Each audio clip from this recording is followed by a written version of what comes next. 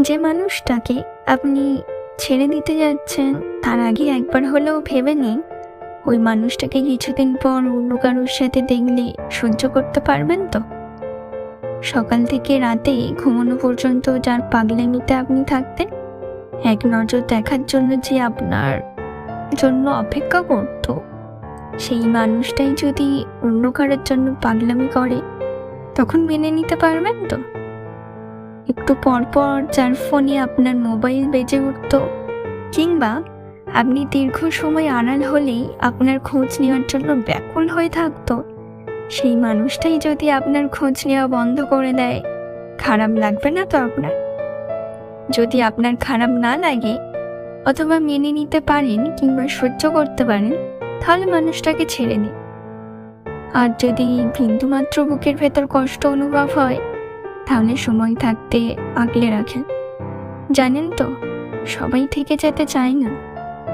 একজন গেলে আপনি আরেকজন পাবেন, তবে ওই মানুষটাকে আপনি আর পাবেন না যাকে হারিয়ে ফেলেছেন। ছোট্ট জীবনে একাধিক মানুষের স্মৃতি নিয়ে বেঁচে থাকা যায় না ঠিকই, তবে ভালো থাকা যায় না। জীবনের কোনো একটা সময় আপনি ঠিকই অনুশোচনায় ভুগবেন। কাউকে কষ্ট দিয়ে, আঘাত দিয়ে, ধোঁকা দিয়ে সাময়িক ভালো থাকা গেলেও আজীবন ভালো থাকতে পারবেন না।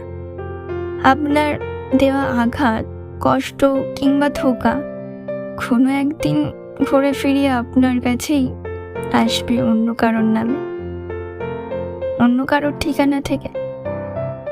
কাউকে না ঠকিয়ে বরং যে থেকে যেতে চায় তাকে যত্ন করে বেঁধে রাখুন।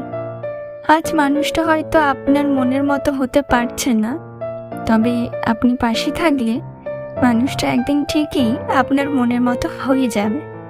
পারফেক্ট কাউকে পাওয়ার থেকে কাউকে পারফেক্ট বানিয়ে নিতে পারাটা বড় অর্জন।